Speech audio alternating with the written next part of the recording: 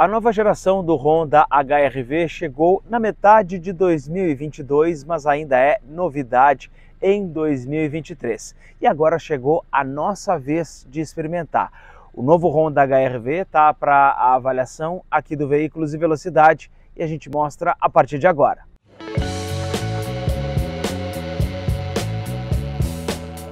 As duas versões EX e EXL, elas são equipadas com um motor 1.5 aspirado.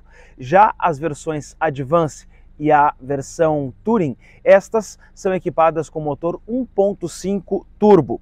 Todas elas têm o pacote de assistências ao condutor, o Honda Sensing, que facilitam muito a vida do motorista.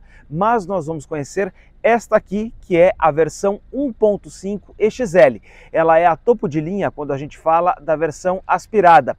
A gente ainda tem uma abaixo dessa, que é a EX, como eu falei, e as outras duas com motor turbo acima delas.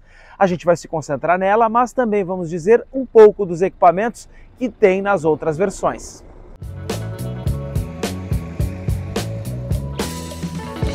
A grade dianteira com elementos flutuantes está presente nas duas versões Turbo, Advance e na versão Touring.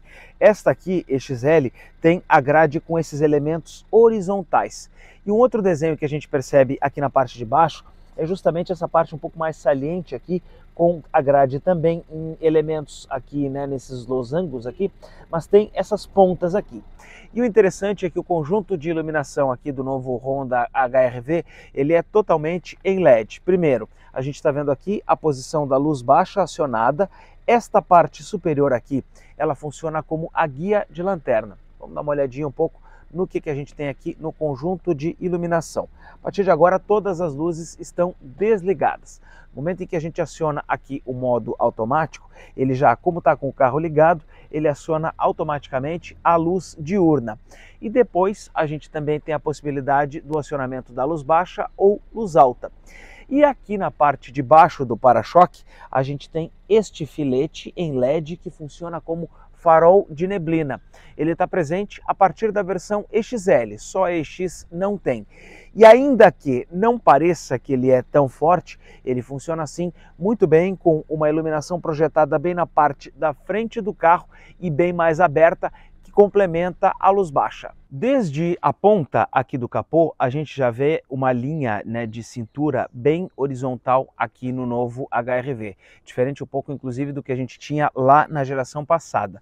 E aqui, esta linha de ombros, ela é mais elevada do que o que a gente tinha inclusive na outra geração, e ficou uma marca desse carro com outras características que eu vou falar a partir de agora. Primeiro, as rodas de liga leve, elas são em aro 17 em todas as versões. Só o que muda é o desenho. Mas o interessante aqui, ó, é a altura do pneu. Ele é um pneu Michelin bastante alto e isso facilita para que o carro possa passar em algum tipo de obstáculo sem machucar ou sem agredir a roda e a suspensão. Outro destaque está aqui na posição dos espelhos retrovisores. Quando a gente estiver dirigindo o carro, a gente vai ver um pouco melhor nesta situação, mas ele não está mais preso agora na base da coluna A, e sim está preso aqui na estrutura da porta. Com isso a gente ganha uma visibilidade nesta linha aqui, em que o motorista consegue então uma linha maior na hora que vai chegar, por exemplo, em uma esquina. Como a gente está falando de um crossover, a gente tem aqui, ó, as molduras na parte inferior das portas e também nos paralamas, e aqui é interessante porque quando a gente abre a porta, ela vem junto aqui com a parte de baixo do carro. Então, a grande vantagem que a gente tem é que no momento em que o carro está sujo, esta porção aqui que fica tapada, ela acaba não sujando, por exemplo, e a gente não leva isso para a roupa. A desvantagem é que com isso aqui ela fica muito baixa, ela vem até aqui a parte inferior, e aí a gente, claro, pode acabar esbarrando a porta em uma calçada. Uma outra característica que a gente tem nesse carro é a maçaneta traseira aqui na coluna, né? No caimento da coluna, ela está presente aqui nesta porção. Ele não tem os racks ou as barras no teto e um caimento mais suave aqui na traseira. É interessante, esta traseira aqui, ela também ficou uma marca do Honda HR-V e fica combinado com essa linha de cintura alta na mesma base aqui do vidro traseiro.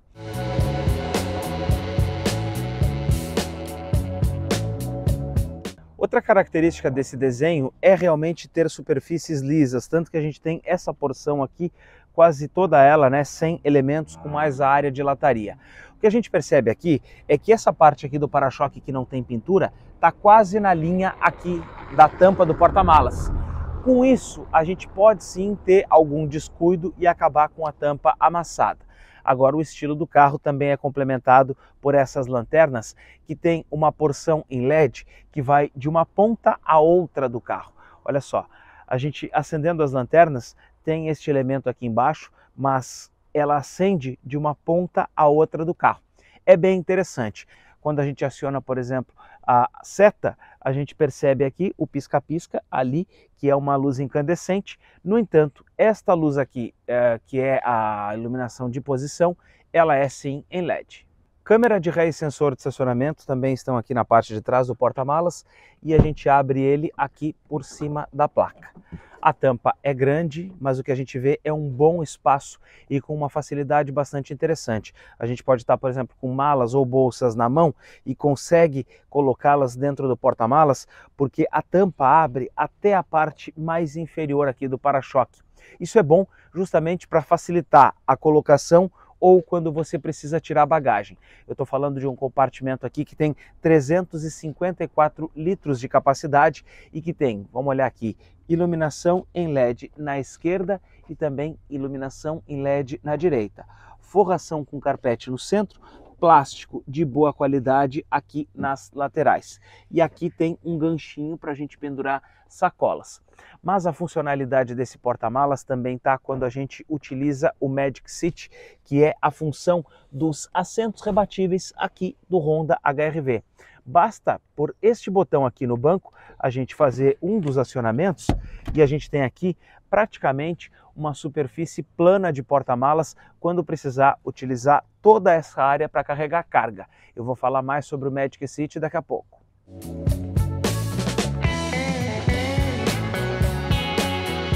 Acabamento é um dos pontos fortes desse Honda HR-V, a começar aqui pela parte superior das portas, que é com material emborrachado e com suave ao toque. Aqui nesta parte também tem o material, inclusive o mesmo dos bancos. Nas outras porções, ele é um acabamento em plástico, mas ainda assim é de muito boa qualidade. Puxadores, olha só, inclusive parecidos com o que a Jeep está utilizando agora. Temos um friso mais metálico aqui também. E uma situação de simples toque para os botões dos vidros elétricos, olha só. Um pequeno toque ele desce e para. O toque até o fim faz o vidro descer. E isso pode acontecer para todas as posições, seja para os vidros traseiros ou também para os vidros dianteiros. Um outro destaque que a gente tem é, ainda que o painel seja nesse material em plástico mais duro, inclusive nesta parte aqui, que até parece ser suave ao toque, ela é em plástico mais duro, o acabamento e a percepção é realmente muito boa. Aqui, ó, no entorno da alavanca, a gente tem um material suave ao toque e exatamente, por exemplo, onde a gente encostaria o nosso joelho, aqui é macio. Então é interessante que nesta porção aqui a gente tem um acabamento macio. Saídas de ar-condicionado, duas aqui para o motorista, outras duas para o passageiro. E quando a gente vem aqui, a gente consegue mudar a direção do ar para esta porção mais externa e utilizar ele de forma mais difusa, ou passar para cá e aí o ar vai sair aqui nesta posição. O que muda? Quando a gente coloca para a porção mais externa, ele cria uma cortina de ar e não vem diretamente aqui no motorista ou no passageiro, por exemplo. Ele apenas climatiza o ambiente sem o vento. Mas se o motorista, por exemplo, tiver com mais calor ou tiver num lugar mais quente, ele pode direcionar o vento diretamente para ele. Isso é uma alternativa que a Honda conseguiu criar e conseguiu estabelecer aqui. Volante com forração em couro. A gente tem também aqui o ar-condicionado digital e automático. A gente faz o acionamento por aqui. Temos botões com uma boa percepção de toque, de qualidade. Duas portas USB, esta aqui para carregamento no lado direito e esta outra aqui para conexão com a central multimídia. E aqui nesta posição, onde deveria estar o carregador por indução, na versão XL a gente não tem, porque esse item ele só está disponível a partir da versão Advance, ou seja, na Advance e na Touring. Depois daqui a gente tem modo econômico, o botão para o assistente de descida, freio de estacionamento e o brake hold, 2 porta-copos. E aqui dentro, mais algum nicho, que inclusive está com 2 sacos plásticos aqui, e uma almofada nesta parte superior. Os bancos também apoiam bem, tem bom apoio aqui na lateral, isso a gente vai mostrar depois quando eu estiver dirigindo. Na versão XL, a gente não tem o cluster digital de 7 polegadas. O que a gente tem aqui é este painel com ponteiros analógicos para o contagiros e também para o velocímetro. Mas eu vou dizer para vocês que esse aqui é bem interessante porque ele é bonito e ele mantém ali uma tela de 3 polegadas, exatamente quando a gente quer utilizar as funções do computador de bordo. Dando a partida agora, como é que a gente vai trabalhar com ele? Vai se utilizar aqui o lado esquerdo do volante, aqui para rolar entre as funções da tela, ou também para que a gente volte. Então, no menu principal, a gente tem aqui o consumo de combustível, as assistências ou as velocidades médias, qual música ou função na mídia a gente está ouvindo, telefone celular, uma bússola aqui, que depende da orientação, né? Na verdade aqui é o GPS, aqui ele espelha a orientação do GPS, que aí vem com o Apple CarPlay. E a gente tem também o afivelamento dos cintos, que é monitorado aqui nesse carro, as assistências ao condutor, que a gente vai mostrar depois quando eu estiver dirigindo, leitura de faixa, manutenção em faixa, e também configurações, aqui para a gente tirar ou mudar questões da tela, aqui para que a gente possa então tirar todas as funções, desligar a tela, trazer aqui alguma anomalia do carro com informações e mensagens e voltar aqui para a função de computador de bordo, que é bem completa, tem alcance, consumo médio, consumo instantâneo naquela barra que a gente tem, depois ali embaixo o odômetro do carro e o marcador do tanque de combustível. O que a gente tem aqui nesse painel é realmente uma situação em que ele é bem completo, ele tem boa resolução naquela tela central e é colorido, porque os avisos e alertas que eles nos dão são em vermelho.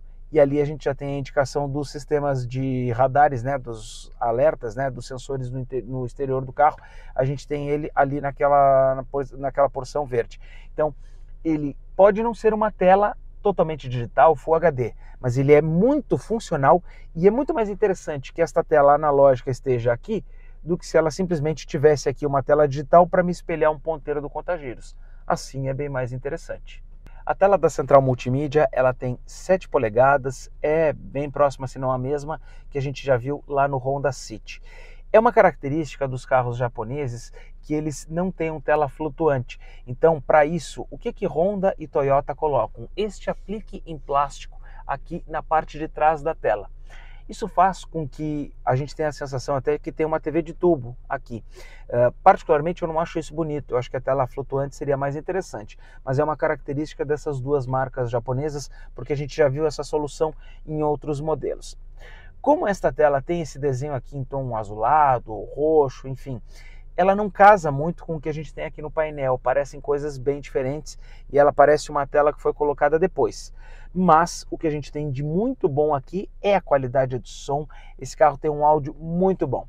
Funcionalidades da tela, aqui ó, rádio, aqui eu tenho a conexão com o iPod quando eu tiver algum USB conectado, Bluetooth, o áudio, né, quando eu tiver com o celular pareado, telefone aqui para a gente poder fazer conexão, Android Auto e Apple CarPlay são sem fio e tem aqui tela de ajustes, que são ajustes exatamente da própria tela, mas tem alguns detalhes do carro, ó, o tempo de exibição do Lane Watch, que eu vou explicar daqui a pouco o que ele significa.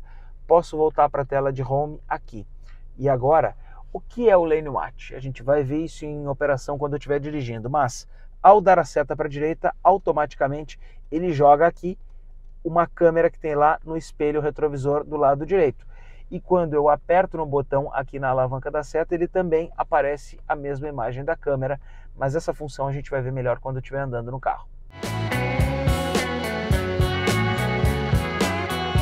Mas agora, como todo o carro japonês, a gente tem aqui uma situação em que quando a gente vai descer e o motorista, como eu, utiliza mochila, por exemplo, ele vai descer do carro, vai sair do carro, depois de ter estacionado, abriu a porta dele, chega aqui para pegar a mochila e olha o que acontece. A porta está travada na parte de trás, porque quando você abre só a porta do motorista, ele não destranca as portas, ele obriga que você, antes de descer, venha até aqui o botão na porta, destranque todas as portas e aí sim só então você vai ter o acesso à porta de trás. Isto é algo com o qual o motorista se acostuma. O problema é que ele leva alguns dias para se acostumar se ele utiliza, como eu, mochila para ir trabalhar e deixa no banco de trás. Nas primeiras vezes isso não é uma situação muito agradável. De acordo com a Honda, o espaço para as pernas aqui dentro ganhou 35 milímetros, ou seja, 3,5 centímetros, e o encosto do carro ganhou 2 níveis a mais de reclinação. E olha, um conforto e um espaço de dar inveja a sedãs grandes, alguns até que nem são vendidos aqui no Brasil. O banco aqui na frente está projetado para eu dirigir. Olha, eu tenho que juntar 2 palmos aqui para que o meu joelho praticamente, né, possa chegar lá no banco da frente. Movimentação de pés é excelente porque o meu pé mal e mal entra lá no banco dianteiro. E o encosto do banco fica mais reclinado. É uma posição de muito conforto porque o banco ele é macio na medida certa e bem acabado. Outra coisa que reforça o fato desse conforto é exatamente o que a gente já viu em outros carros japoneses. Esse rebaixo no assento e o mesmo rebaixo aqui no encosto. Isso ajuda muito para que a gente sente aqui dentro do carro, se acomode no banco e fique numa posição confortável. E aqui na versão XL eu tenho saída de ar, dupla saída de ar aqui para trás e mais 2 portas USB para carregamento de celular. Só que a modularidade aqui dentro não para por aí e eu vou do outro lado do carro para a gente falar agora do Magic Seat. Pode entrar aqui pela nossa porta da esquerda, enquanto eu vou ficar na porta da direita. Eu estou falando exatamente então dos sistemas que este carro tem aqui de modularidade. Primeiro, eu tenho o espaço para reclinar o banco traseiro, e aí eu tenho aqui uma superfície plana que nos ajuda caso tiver objetos compridos para transportar. Se eu não quiser utilizar desta forma, posso deixar o banco na posição normal. Tenho aqui ainda ó, o descansa-braço, mas a outra possibilidade está aqui, em levantar o assento do banco traseiro. Eu vou baixar este ferro que serve de base para travar e aí o assento não vai sair. E a gente tem aqui uma base e um espaço muito bom, por exemplo, para carregar uma planta em pé, para carregar um vaso, para carregar um arco, um lustre, por exemplo. Olha a quantidade de espaço que a gente ganha.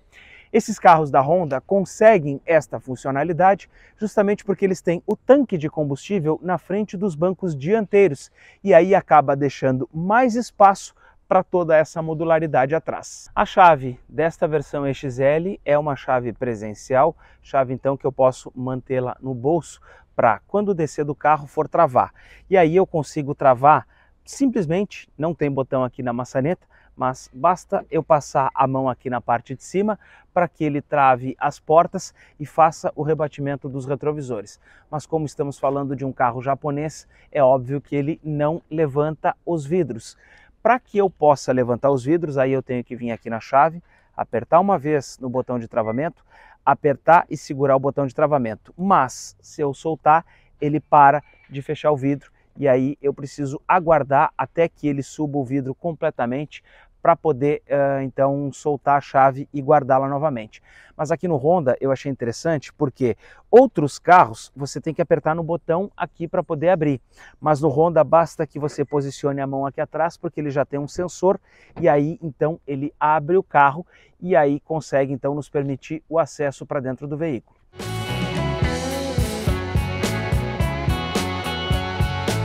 Agora, no momento em que você quiser, por exemplo, utilizar a chave, eu posso então fazer o trancamento do carro, os vidros já estão levantados.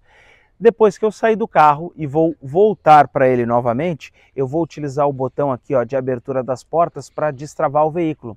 E ele vai estar lá então com a porta dianteira acionada. Mas se você quiser destravar para acessar a parte de trás, olha só, mais uma vez ele não vai abrir. Você precisa dar outro toque no botão aqui da chave para que ele então possa abrir e destravar as portas traseiras. Então, o primeiro toque na chave abre só a porta do motorista, o segundo toque na chave aí sim abre todo o conjunto. Debaixo do capô a gente tem uma solução nesse Honda HR-V bastante tradicional, mas também muito competente e a gente vai ver depois quando estiver andando com esse carro. O que eu estou falando? Do motor 1.5 litro, 4 cilindros, 16 válvulas, DOHC e VTEC. Eu vou explicar exatamente o que é esse sistema IVTEC que a gente tem nesse carro, que é o mesmo, por exemplo, que a gente já viu lá no próprio Honda City. Vamos fazer a abertura aqui. Agora a varetinha para segurar, mas pelo menos aqui a gente tem, né, a manta acústica, já que muita gente gosta. Mas o que é então o sistema IVTEC? Ele varia a amplitude e a duração da abertura das válvulas de admissão. O que isso significa? Que o mesmo eixo, então, ele controla essas válvulas, o eixo do comando de admissão. E aí ele pode, então, avançar ou retardar a fase deste comando. Ou seja, pode avançar colocando mais gasolina do tanque, abrindo mais a válvula e colocando mais gasolina lá para dentro da câmara e entregando mais desempenho. Ou ele pode retardar, abrindo menos a válvula por menos tempo e colocando menos combustível, entregar mais economia. Isto é uma parte do que nos oferece este conjunto propulsor 1.5, porque a outra novidade é a implementação de injeção direta de combustível em um motor que não é, por exemplo, turbo. E com isso a gente tem uma potência de 126 cavalos, tanto com etanol quanto com gasolina aqui nesse propulsor, e um torque máximo de 15,5 kgfm, aí sim utilizando gasolina neste tanque. É realmente um propulsor bastante eficiente, muito versátil, já que ele oferece tanto potência quanto economia, e com uma manutenção que, em se tratando de um Honda, praticamente não vai existir ao longo da vida dele. Um outro detalhe que eu não falei, mas que você com certeza já sabe, é que esse propulsor ele é feito todo em alumínio, como é característica dos modelos da Honda. Acoplado com esse propulsor 1.5 turbo, a gente tem um câmbio CVT, um câmbio continuamente variável.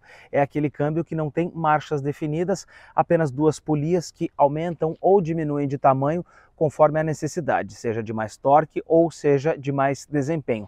Mas ele faz aqui no HRV a simulação de 7 marchas, que tem ali as combinações próprias, e a gente pode interagir com elas com as aletas atrás do volante. Então, se você estiver descendo uma serra, por exemplo, você vai na aleta, reduz a marcha e segura ele no freio motor. Automaticamente, a programação do câmbio já vai entender que você está demandando freio motor e já vai manter o carro com giro mais alto, fazendo realmente esta força, né? Ao contrário, para que você evite de usar o freio descendo uma serra ou um declive, por exemplo. Outra situação é que quando você faz uma aceleração forte na estrada e vai fazer, por exemplo, uma ultrapassagem, ele não fica com a marcha, né, com o giro do motor estaqueado lá em cima, sempre com aquela ideia de que o carro parece que está patinando. Ele não está fazendo isso. Ele vai até o limite do giro ali nas 6.000 rotações e depois volta fazendo a simulação ou emulação, como alguns preferem dizer, das marchas que existem pré-definidas nesse câmbio. Na verdade elas não existem, né? Mas das marchas que estão pré-definidas neste câmbio. Tudo isso a gente vai ver agora quando for dirigir. O teste de rodagem começa dentro da garagem, porque esse carro ele tem o sistema de assistente de descida. Então vou fazer o seguinte, para que a gente possa testar como é que esse sistema aqui funciona. Primeiro, a gente posiciona o carro, para e aperta então neste botão que a gente tem aqui atrás da alavanca do câmbio. Com isso, o carro vai frear e vai impedir que ele saia rolando para frente. Olha só, soltei o pé e agora ele já está aqui em 3 km por hora e fazer o carro descer. No momento em que eu sinto já que eu estou tranquilo, eu posso acelerar o carro e ele vai então, ó, sempre me mantendo numa velocidade segura para que eu possa fazer a descida de 3 até 20 km por hora, nunca além disso. Depois que eu utilizei o sistema, já saí da garagem, aperto novamente aqui e ele desabilita. Hora da gente andar no piso irregular, porque o novo HRV ele tem novos batentes na suspensão e também tem novas buchas.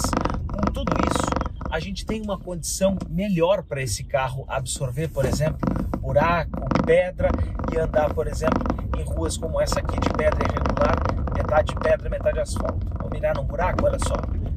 Ele é bem mais suave que outros Honda que a gente já viu tempos atrás, inclusive aqui no canal, que era o WRV, que ainda era da safra antiga dos Honda, em que ele dava mais soco e aparentemente ia mais no batente da suspensão, a gente sentia isso, que a suspensão chegava no limite. Aqui nesse carro e também nos próprios dois City, que a gente já experimentou aqui no canal, a gente não vê mais isso. O carro supera muito bem os obstáculos, tem mais suavidade para rodar em piso irregular e tem mais capacidade, inclusive, para andar em cidades de interior, como a gente tem muito aqui no Brasil. E ouvindo menos a suspensão, a gente também ouve menos ruído aqui dentro do carro. Isso, é claro, contribui para que a gente tenha uma melhor experiência a bordo. Por quê? Além do ruído mais baixo que a gente ouve, o isolamento do acústico do carro é bom e entrega uma melhor condição para a gente poder andar com ele. Só se o ônibus está como estava aquele outro aqui do meu lado, muito perto, é que eu vou conseguir ouvir o ruído. Porque fora isso, quase nada a gente escuta aqui dentro, um mínimo da rolagem do carro só no asfalto. E uma coisa que a Honda conseguiu neste carro é justamente uma imersão maior. O que eu quero dizer com isso? Quando você andou pela primeira vez em um Jeep Renegade, você sentiu que ele era diferente dos outros, e ele ainda tem essa característica. E aqui a Honda também conseguiu esse efeito de uma maneira muito marcante. Para-brisa aqui arredondado, o vidro, né, mais estreito, então a gente não tem tanta área envidraçada do lado, ainda que o espelho seja bom, vou falar dele depois. A gente tem uma imersão maior aqui, um painel de linhas horizontais, a imersão no carro é maior. Ele é muito gostoso de dirigir e tem bom acesso aos comandos. Aqui na esquerda o acesso das luzes e do pisca, no outro lado os limpadores de para-brisa com aquele comando do intervalo do temporizador, ar-condicionado está na minha mão e a mídia também. E olha, às vezes eu até nem preciso esticar o meu braço para isso.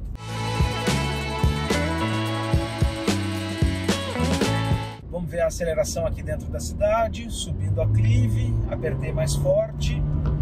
Olha, acelerou bem, segurou, né, o giro mais alto. Só tive que reduzir aqui porque a picape reduziu. Mas interessante, o giro sobe, né, justamente porque a gente está num câmbio CVT. O giro sobe, ele acaba ficando mais alto e nos entrega mais potência. Não fez aqui dentro da cidade uma simulação de marchas, por exemplo. O que a gente viu foi que ele subiu o giro e deixou o giro mais alto. É característica do CVT. Mas na estrada, depois em outras rotações, sim, esse carro ele acaba fazendo a simulação de marchas. Agora, a resposta do motor, que é o que nos interessa aqui dentro da cidade, é bem adequada. Porque se a gente precisa fazer uma manobra, por exemplo, o carro tem bastante disposição. Outra coisa que a gente percebe quando a gente tem um câmbio CVT, como nesse HR-V, é que o carro tem essa característica de rolar solto. Quando a gente está, por exemplo, em velocidade de cruzeiro dentro da cidade, estou aqui a 60 km por hora, eu com o pé mínimo no acelerador já consigo manter a velocidade do carro. E depois que a gente chega nessa velocidade de cruzeiro, o carro já está aqui em 1.300 rotações e vai mantendo sempre a velocidade. A grande vantagem disso é a suavidade, o comportamento mais tranquilo de dirigir dentro da cidade e principalmente a economia, porque quanto mais baixo a gente tiver um giro do motor, mais econômico o carro vai ficar. E isso a gente vai falar ainda mais sobre isso aqui neste vídeo.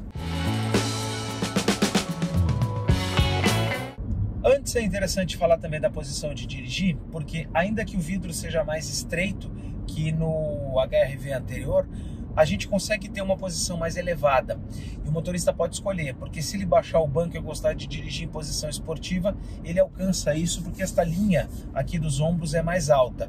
Em compensação, quem gosta como eu de dirigir numa posição mais alta para se sentir um pouco melhor, para ter uma visibilidade melhor, consegue também encontrar. Então tem para todos os gostos, isso é muito legal.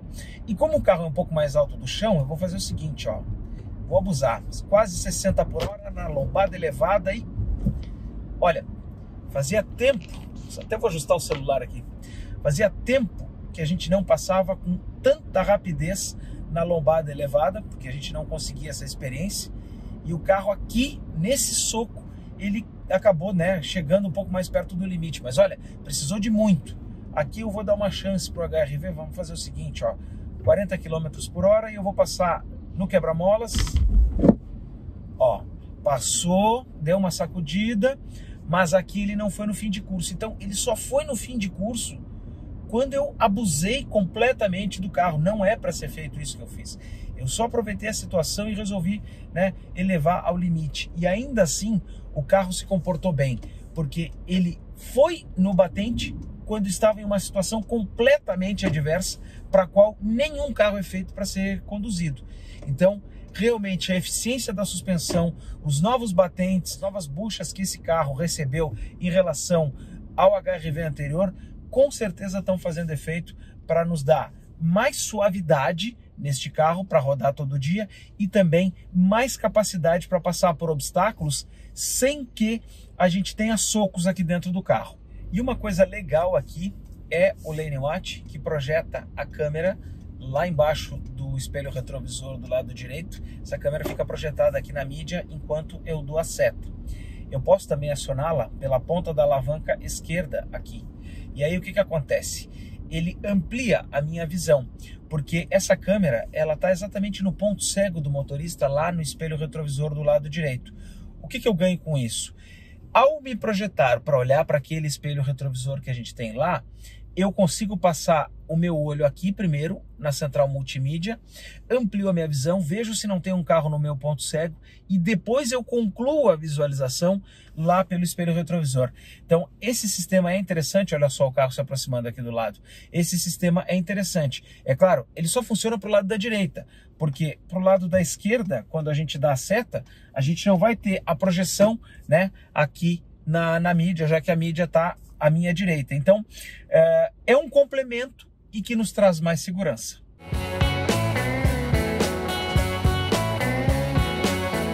Rodar com ele no trânsito também é uma experiência agradável, porque quando a gente está andando em velocidades mais tranquilas, né, nesse anda e para do trânsito, a gente não escuta nem o barulho do motor, porque a combinação que o câmbio escolhe sempre é de giros mais baixos do motor.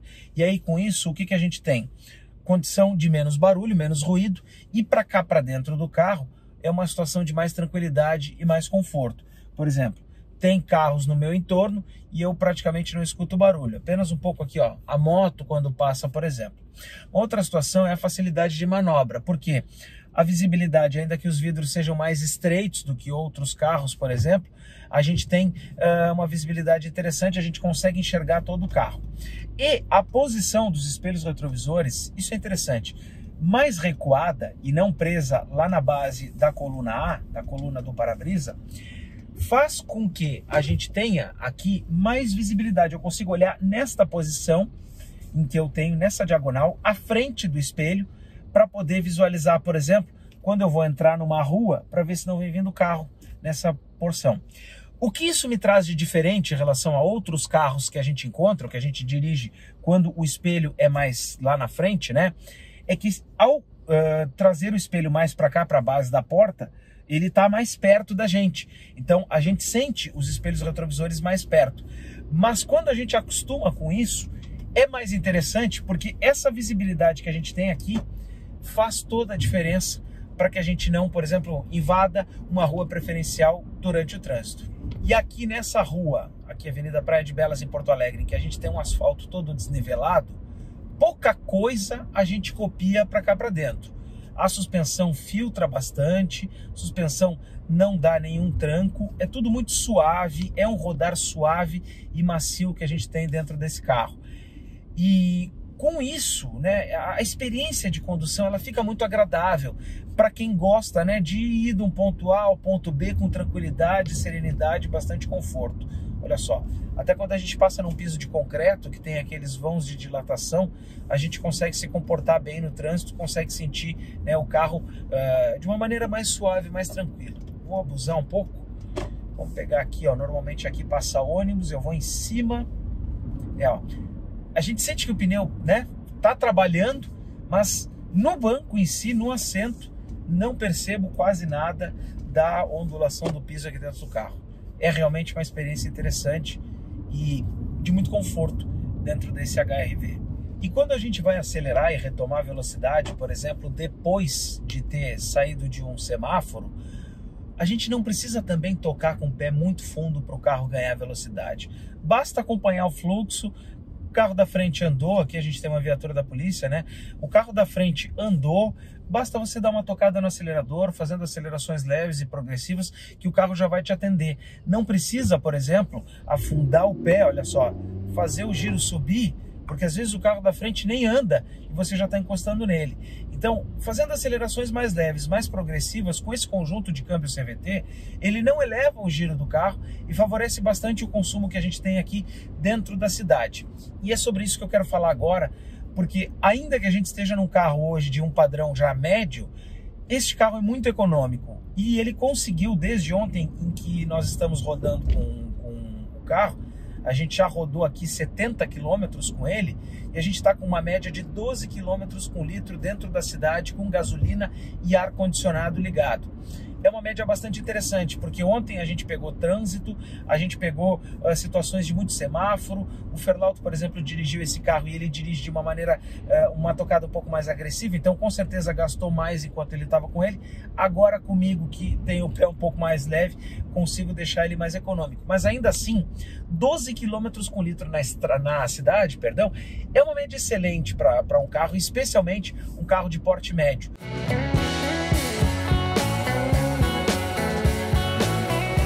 Como esse carro tem farol automático, em dias nublados como o que a gente está hoje, ele acaba acendendo e apagando a luz baixa várias vezes, às vezes dentro da cidade, ou até mesmo em situações em que ele passa numa árvore, identifica uma sombra, ele aciona a luz baixa. Como eu não gosto exatamente de andar com a luz baixa ligada a todo tempo, eu prefiro acionar só a lanterna e o farol de neblina, que eu acho que para essa condição já é suficiente a iluminação. Claro, é uma questão de gosto, uma questão de uso, cada pessoa vai utilizar o carro da maneira que melhor lhe convier. Mas então é possível, se você não gosta, né, quer manter a sua luz sempre acesa, é mais fácil já acionar aqui e gerar a alavanca. Agora a gente vai ver então na estrada como é que ele vai se comportar, inclusive com os assistentes do Honda Sensing, que são de série aqui em todos os Honda HR-V. Começar falando então do controle de cruzeiro desse carro. Ele é um controle de cruzeiro ativo, ou seja, um Active Cruise Control, mas eu apertando aqui no botão, eu já armo e depois eu aperto no menos para que ele identifique a velocidade e me mantenha. Ele armou aqui para andar a 63 km por hora. Mas como ele já está percebendo que os carros da frente estão mais devagar, ele já baixou essa velocidade e vai manter isso, 60 agora. No momento, então, em que ele identificar que os carros da frente vão voltar a andar mais rápido, ele vai ganhar velocidade até os 63 km por hora, que foi o que eu programei. Mas como a via aqui é de 80, eu vou fazer o seguinte, ó, eu vou subir para que a gente possa andar então aqui, ó, vou programar para ele andar a 80 km por hora. Estou a 70 agora. E aí o que ele está acontecendo? Como o carro da frente não está andando a 80, está andando a 70, então ele está mantendo a velocidade do carro da frente e a distância que eu programei. E eu posso fazer isso aqui, ó, diminuindo a distância. Agora ele vai aproximar, olha só. Diminuir para o mínimo possível.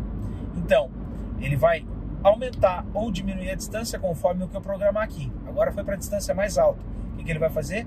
Vai reduzir mais a velocidade, como ele já está fazendo agora, identificando a velocidade do carro da frente, olha só, e vai mantendo sempre a distância. E ele vai dar mais distância agora, porque eu aumentei o espaço que eu queria ficar do carro da frente. Então você fazendo essa presetagem, ó, quanto você quer andar de velocidade, bota para andar no limite e bota a distância que você quer andar. Eu vou botar para a gente andar aqui numa distância intermediária, tá? O carro vai fazer tudo sozinho para você. Manter a velocidade, se alinhar com os carros que estão andando na frente e também acelerar quando você tiver, por exemplo, uma pista liberada e não tiver nenhum outro carro até aquela velocidade que você programou. Outra função que a gente tem dentro do Honda Sensing é o sistema de frenagem de emergência para mitigar uma colisão.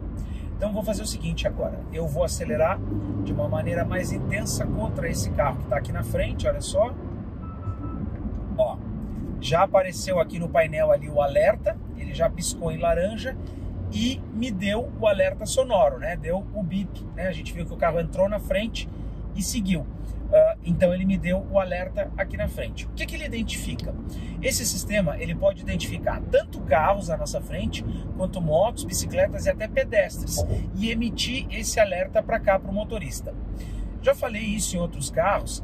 O que eu acho desses alertas é que hoje eles estão baixos demais, perto do que eles deveriam ser para nos alertar de colisões ou da iminência, por exemplo, de colisões. Mas o sistema está aqui, o sistema funciona e a gente já testou e aprovou.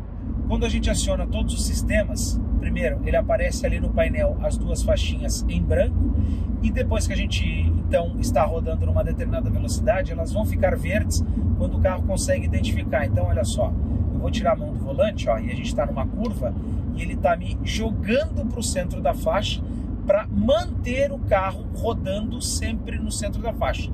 Esse é o sistema de centralização. Até que ele aparece aqui, ó, e ele está piscando ali e me manda colocar as mãos no volante. Pisca e depois, ó, dá um alerta sonoro para que eu então assuma o comando do carro, caso eu esteja, né, caso o carro identifique que eu esteja dirigindo sem as mãos. E um outro sistema que é bastante interessante é o alerta de evasão, né, de faixa, que é o sistema que na prática acaba te jogando para o meio da faixa, quando, por exemplo, você deixa o carro correr, ó, pro lado esquerdo, ó. Foi, e ele já está me trazendo de volta, e depois que ele me traz de volta, ele centraliza. Então, aqui a gente tem os sistemas casados. Ele tem o alerta de saída involuntária de faixa e também tem o sistema de manutenção que alinha o carro no centro da faixa. É que nem o que a gente já viu, por exemplo, no Hyundai HB20, que tem essas duas funções casadas. Para fechar aqui os alertas do Honda Sensing, este modelo também tem o farol automático. No momento em que ele liga o farol baixo, ele vai identificar se o carro está numa condição de pista escura, sem iluminação no contrafluxo ou à frente.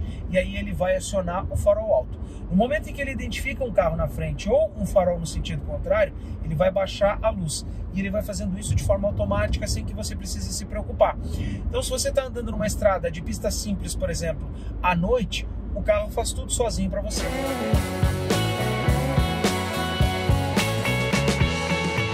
O que é interessante aqui no carro da Honda é que quando a gente está dirigindo na estrada e está com essas assistências todas ativas, elas não são tão invasivas, por exemplo, quanto a gente tem, por exemplo, lá no Hyundai HB20, em que joga um pouquinho mais. Aqui não. Vamos ver como é que ele faz curva? Olha só, vou entrar acelerando aqui nessa alça de acesso. Interessante, gostei que não inclina tanto. Olha, muito bom, hein? Se segurando bem. Olha, muito bom o carro. Gostei, gente. Ó, lá no final que eu estava exigindo demais, é que eu percebi que o carro começou, né, a cantar pneu. E agora a gente vai fazer o seguinte, tô no modo drive, modo normal, 60 por hora. Vamos retomar? Vamos ver se ele vai fazer simulação. Seguiu aumentando. Ah, fez a simulação aqui lá nas 6.500 RPM. E aí pronto, cheguei aqui aos 110 km por hora no limite da via. Eu vou fazer a mesma simulação utilizando o modo Sport aqui do câmbio. Qual que é a ideia? Vamos ver um pouco da diferença, né, de como é que o carro se comporta entre um modo e outro. Então vou fazer o seguinte, vou ficar mais à direita, vou baixar aqui para os 60 km por hora. Olha só, de novo, 60, quase, foi. Já subiu um pouquinho mais rápido o giro. Vamos lá, fez a simulação na 6.000 RPM. Voltei aqui, já está de novo aqui, quase nos 110 km por hora de novo. Muito interessante. Por quê? Na prática, o carro não mostrou tanta diferença entre um modo e outro. Ele seguiu rodando, seguiu operando com a mesma agilidade. O que a gente percebe quando está no modo Sport para o modo Drive é que o câmbio deixa as rotações subirem mais. E o principal, se você está, por exemplo, rodando em Drive, ele mantém sempre o giro o mais baixo possível. Tanto que agora aqui, por exemplo, olha só, eu vou estabilizar nos 100 km por hora no limite da via, tá? Cheguei aqui no 100, aliviei o pé e a gente está ali com 1.900 RPM. No momento em que eu passo o câmbio para o Sport, automaticamente ele já faz uma combinação de marchas em que a rotação sobe e ele passou para 3.200 RPM. Então, o carro já fica muito mais disposto, olha só, para que a gente possa fazer uma ultrapassagem, para que a gente possa, por exemplo, como agora, retomar a velocidade, enfim. Utilizou o modo Sport, fez a ultrapassagem, subiu a serra, volta para o Drive, e aqui no painel a gente já percebe ali o contagiros caindo e voltando novamente, então, para uma combinação de marcha, de uma maneira a baixar o giro do motor e a nos proporcionar mais economia.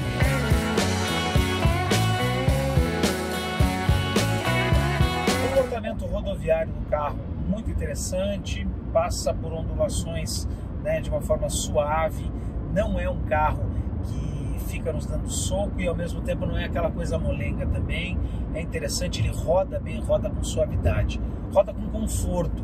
É isso que o dono do carro possivelmente mais vai querer e mais vai apreciar aqui nesse HR-V. Outra coisa é que este banco do motorista, mesmo que a gente passe horas dirigindo, ele tem um efeito que não nos deixa afundar dentro do carro, tem uma condição em que ele sempre nos coloca numa posição ideal e tem um bom apoio. E o que eu gostei é que ele não é um banco apertado, que aperta as costas. Bem pelo contrário, até sobra um pouco, porque ele é bem largo e consegue nos apoiar super bem. Agora, para a gente fechar esse trecho rodoviário aqui, estamos retornando, 16,8 km com litro de gasolina, ar-condicionado ligado, rodando na estrada. Esse é um percurso só rodoviário, fazendo acelerações, simulações e também andando, claro, em piso plano. Óbvio, se vai subir serra ele vai gastar mais. Mas no nosso percurso aqui, nessas velocidades que a gente andou aí de 80, 90, 100 com acelerações, 16,9 km com litro de gasolina agora. E a média acumulada, que daí está no outro trip, 13,5, então o misto cidade-estrada que a gente fez. Médias excelentes para um carro de uma categoria intermediária, para um carro muito completo como é esse Honda HR-V.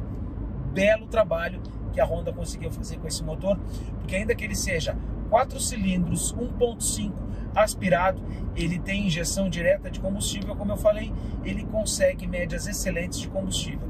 E é aquela coisa, por que a gente vai colocar tanta tecnologia no motor, vai dificultar tanto a manutenção ou inclusive a própria construção, se com um propulsor desse tipo, bem trabalhado, bem construído, a gente já consegue ter esse tipo de resultado.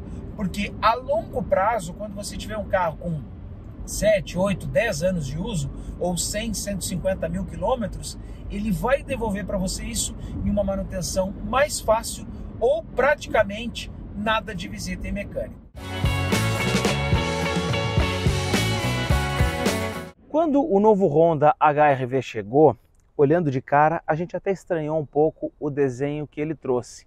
Aquela parte traseira, eu confesso que eu fiquei um pouco inquieto com ela, mas depois que a gente olha bem para este carro, a gente percebe o quanto esse desenho evoluiu e o quanto ele tem uma personalidade própria, porque além desse conjunto externo, esse carro consegue te colocar em uma imersão muito maior do que o que a gente tinha no HR-V anterior, já que quando a gente está dirigindo, a característica de condução de posição do motorista é realmente peculiar. E o detalhe é que esse carro, por se tratar de um Honda, que já é conhecidíssimo pela baixa manutenção, tem isso confirmado pelo seu motor 1.5 aspirado. Você pode ter um conjunto propulsor 4 cilindros, tradicional, mas extremamente eficiente e também muito moderno, já que, olha, ele é um dos poucos conjuntos com essa configuração que tem a injeção direta de combustível. E se funciona bem lá no City, também está funcionando aqui no HR-V, justamente porque as médias de consumo deles são excelentes e o desempenho também é muito bom. Você quer um carro para ficar por 10, 15 anos? Esta aqui, sem dúvida, é uma das melhores apostas do segmento. Gostou desse vídeo? Então se inscreva aqui no YouTube do Veículos e Velocidade. Aciona também o sininho para ficar por dentro, porque toda semana tem vídeo novo com notícias e os nossos testes. Tchau e até uma próxima.